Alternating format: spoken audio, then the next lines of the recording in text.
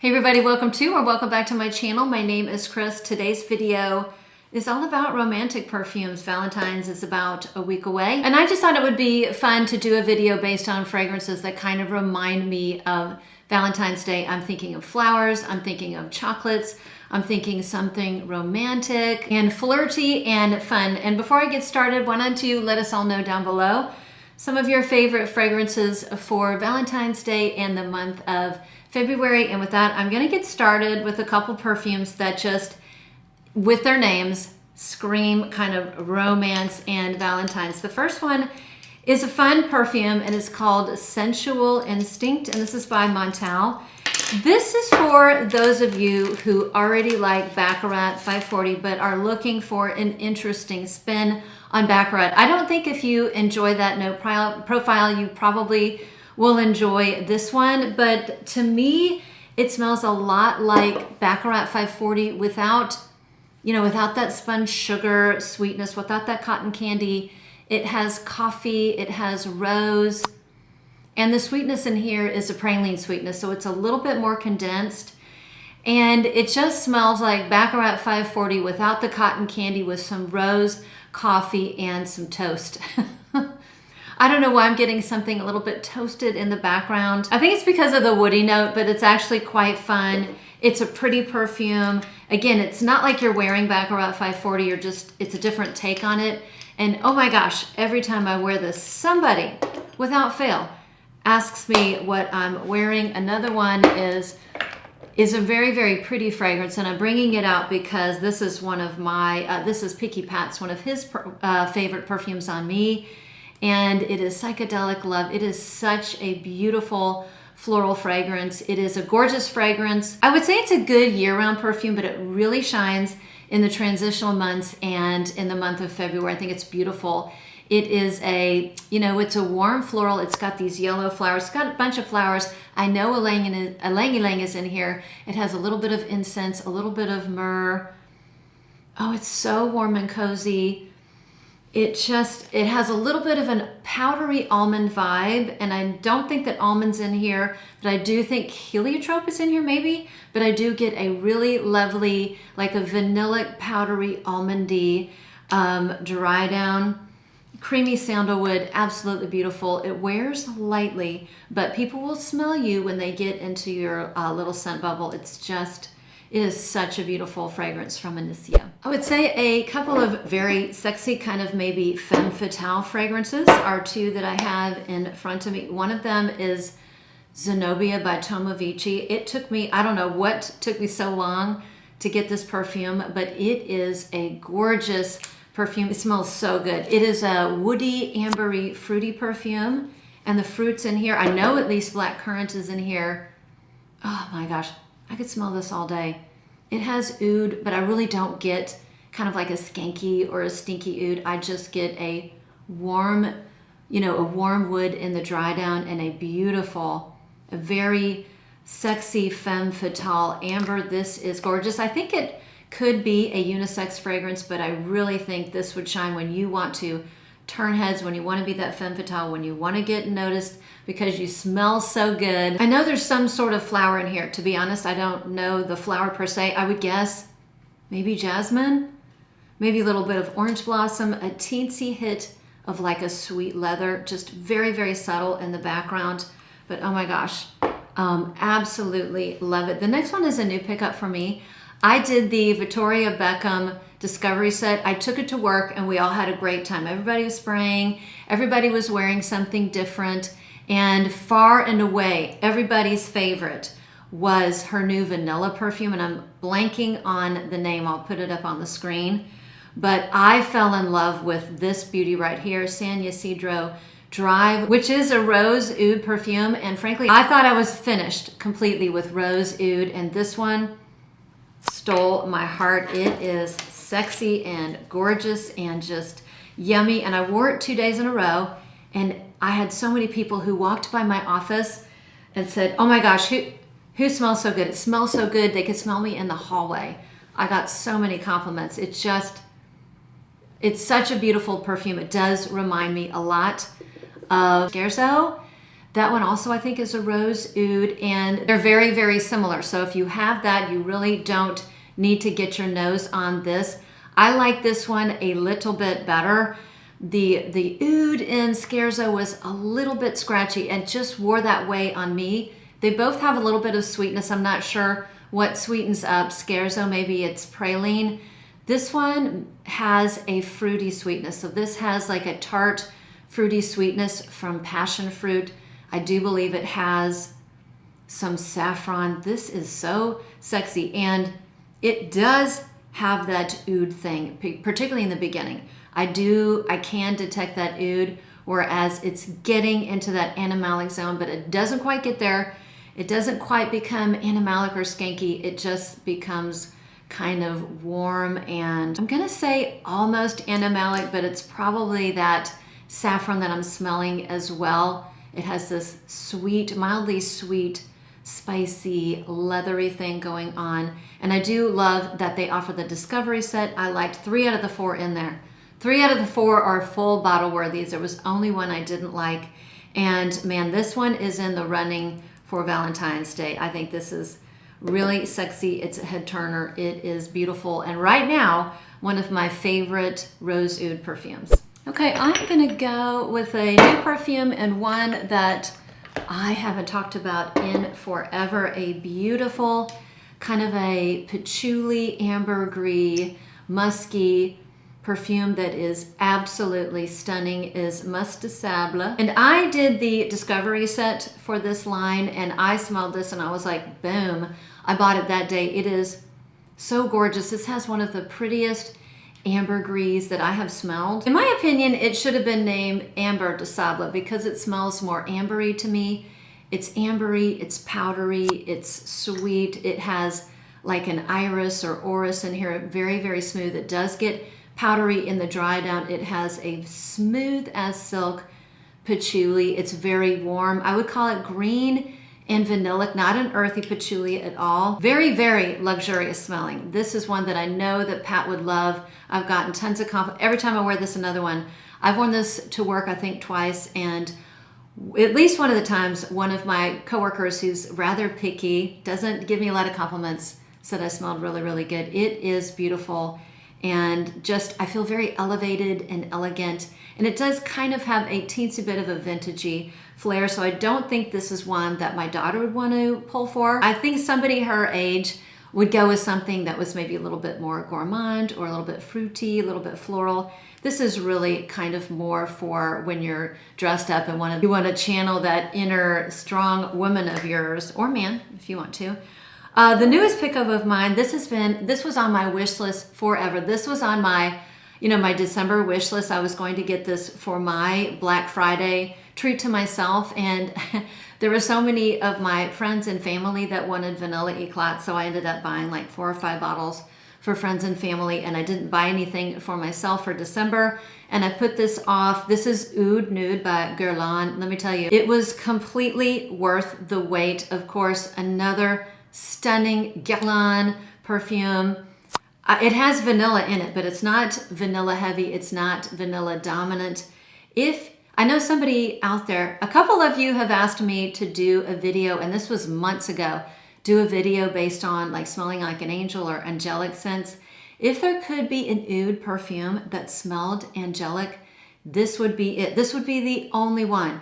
It has an ethereal quality to it. It still has that very light oud in the background, but it has this powdery almond, almost like this almond dust or this angelic almond dust, and a little bit of crystallized, very soft, fluffy raspberry. Almost goes into the cherry zone, but not quite. It is so beautiful, and this is very romantic. I wouldn't really call this sexy or a femme fatale. I would call this very, very romantic and quite ethereal. It's quite beautiful, and again, completely worth the wait for me. They are perfumes that I think are perfect for the month of February, and either of these would make great Valentine's scent. I'm gonna go with the one that I know that Mr. Picky Pat loves. He loves Rouge Malachite right here. I've worn this a couple days. I mean, a couple years in a row. This has been my Mother's Day scent. This is a white floral amber perfume, so it's a very white floral dominant. You know, you really have to love tuberose. I get a little bit of orange blossom in the background for sure, particularly, you know, in the opening. And then as it dries down, it just becomes very, very ambery, very, very, you know, rich and warm. This is so romantic and beautiful. I feel very feminine when I wear this. And when I wear this, I always pair it with a red lip. It's just so beautiful. Something that I think would be timeless for years to come. Another one, how many times have I shown this or a flanker? This one, L'Interdit, this is Rouge Ultime. This is the newest flanker to L'Interdit Rouge. So as all of you know, I am a huge fan of L'Interdit ADP Intense. This one to me reads more Valentine's Day because it's red. It's a little bit sexier. It's a little bit more date night. Now the original had, you know, it was a little bit too tart for me. It had a lot of blood orange and it had a lot of ginger. And at times it went a teensy bit sour on me. This one I like a little bit more, and that's just for me. It has that same backbone. You've got that tuberose, that bubblegummy tuberose, but this one has this, and it doesn't have the blood orange, and there is no ginger. This has a beautiful cacao, so a warm kind of chocolatey cacao in the dry down. It's just so warm and cozy. It is a warm and cozy and a little bit chocolatey, not quite chocolatey, I would say, you know, a cocoa, dusted cocoa version of the original Rouge, L'Interdit Rouge. If you like that perfume, but the blood orange and the ginger was a little bit too much, you know, this one might very well be a good alternative. I'm gonna go with one. I always try to show a cleanly formulated fragrance, and I'm showing a lot in here that Picky Pat enjoys. He really likes this. And this was one of the very few perfumes where when I walked by Pat, I walked past him in the hall and I was about 10 feet up. He stopped, spun around and said, "What are you wearing? You smell so good." Now, mind you, I wear perfume every day throughout the day. And he rarely says that, but he said that about this one from Henry Rose. They're a very cleanly formulated brand, and this is Dark as Night. This is a patchouli vanilla fragrance. And again, Pat does not like, you know, he doesn't like overly gourmand fragrances. He doesn't, in general, like fragrances that are heavy in vanilla. And this is that smells so good. It's a very simple, kind of a linear fragrance. All of their fragrances start out with a little bit of a, you know, like a greenish opening. It's either grass or ivy. This one I think is green vetiver, has a little bit of a dry grassiness, but as it, you know, fades and as it dries down, it becomes a very beautiful, simple vanilla patchouli. And the patchouli in here is not dirty and it's not earthy. To me, it's very, very green and it blends very nicely with the vanilla. So I would say a very simple, kind of a sexy, alluring perfume that I really do enjoy wearing, particularly since my very picky spouse enjoys it. So February and Valentine's Day always makes me think of chocolate, and I used to have a lot of chocolate perfumes. I am down to a few. I still have maybe a handful. There were a time I think I had like, I don't know, well over 10. The best chocolate fragrance, hands down, a chocolate masterpiece is this one right here. And man, maybe I'll wear this for Valentine's. It just has everything that I love in a perfume, and it has all the things when I think about Valentine's Day and something romantic and a date night, this has in it. This is that, you know, bee bottle. This has now been, it's not reformulated, it's just now called Féve Gourmand. So even though this is a little bit harder to get, this is Gourmand Coquin.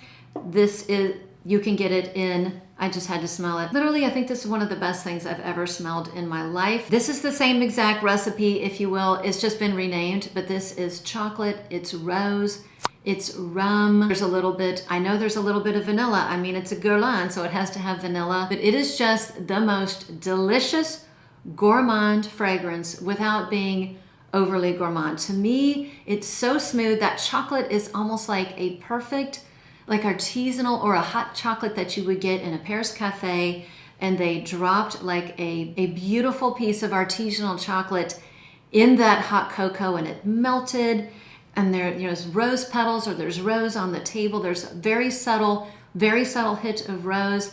Maybe they poured a little shot of rum into your hot cocoa. It is just so beautiful. I don't think I'll ever want to be without it, and definitely one of the very few Gourmand masterpieces in my collection.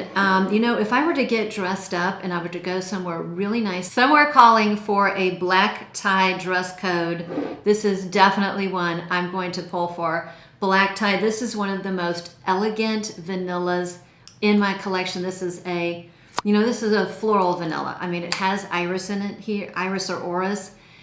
That takes the backstage to this beautiful, you know, bordering on gourmand vanilla that is smooth as silk. It almost smells a little bit like sophisticated vanilla pudding. That's the kind of vanilla in here, but it's very, very smooth. It's very rich. It's very elegant. It has a soft powderiness to it. It has a warm muskiness to it. So it's a beautiful, like a musky vanilla with the background orris butter or orris root. It is so stunning. If you want to be smelled when you are out and about, if that's your goal, you do have to go to town, because this is demure wearing. I don't care, because if I'm going somewhere dressed up and I'm going to be, you know, I hate to say rubbing elbow, if I'm going to be in a close, if I'm going to be at a party or I'm going to be in close quarters with other people, I don't want to kill them with my scent. I don't want to be obnoxious. I don't know. I just think that this is so, so elegant for a vanilla. Okay, this one here is just so incredibly, this is a head turner. This is a compliment getter. This is sexy when you want to stand out and when I just want to smell unique. And this is one of my biggest compliment getters in all of my collection. Hypnotizing Fire by the Harmonist. This is, I've said it so many times, and I don't know if I'm crazy, but this smells like rose sangria. If you took some of the fruits out of a beautiful, warm, rich sangria and you added, I think it's pimento instead. I mean, it's not overly vegetal, but it has a little bit of that kick. You would, and then you added some beautiful myrrh and a little bit of patchouli and some amber. This is one of the most elegant perfumes I own. This is a 10 out of 10. And funny thing, I was wearing this and I went to go pick up some wine. I was in the wine aisle and somebody was standing next to me, a man, and you could tell he was very shy, and you could tell he wanted to ask me a question. I thought he wanted to ask me a question about wine, and I'm not a wine expert, so I was like, oh gosh, please don't ask me about wine. And he said, ma'am, if you don't mind me asking, what perfume are you wearing? You smell so good. I would love to get my wife a bottle. I breathed a sigh of relief. We had a little chuckle and we sat there and talked for about 5 minutes, and I wrote down the name, or he put it in his phone so he could remember. But I'm telling you, I've worn it to work. This is so, so beautiful. And it's definitely, I think, unisex. I would love to smell this on a man, but I would love this to smell on anybody. I don't know anybody that wears it but me.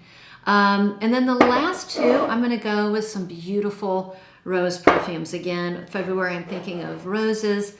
I'm gonna go with one that isn't sexy, isn't vampy, isn't a femme fatale. This is a whimsical, kind of a more youthful, vibrant, romantic rose, when that's the vibe that you want to channel. This is one that would be probably more up, like I think my daughter would love this.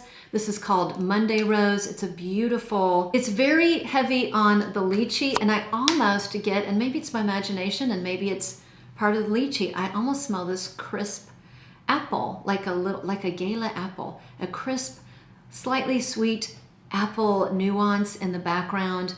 Musky, floral, just youthful, fun, and flirty. And I might just very well give this to my daughter, because I think she would absolutely love it, and I think she would smell so terrific. And the last one is, I think, one of my favorite roses of all time. This is my secret weapon. I've said it time and time again. Secret weapon. This is Man Voodoo. This is Atomic Rose. Another perfume that is a 10 out of 10. An utter masterpiece. This is going to put you in the ballpark of Delina, that kind of a thing, but it's very peppery in the opening. It has this, you know, this pop of very noticeable pink pepper, but it's where the dry down is utterly unbelievable. It has the most beautiful amber dry down. There is nothing like this. And when I spray this on myself and when I wear it, I am just like smelling my wrist. I am just living in my little scent bubble because I smell so good. I've worn this to bed just because I want to smell so good going to bed. It's so delicious. And that was it. I think that was 15 fragrances that I think are wonderfully romantic, fun, great for Valentine's or February. Something about each of these perfumes just reminds me of this time of the year. And I have been wearing a lot of them because they just seem to fit the moment and definitely fit the weather, which it's still very, very cold here. Thanks again for sticking around. Thanks for watching. If I haven't mentioned your favorite fragrance to wear for Valentine's Day or for February, let us all know in the comments below. And with that, I'll see you on the next one.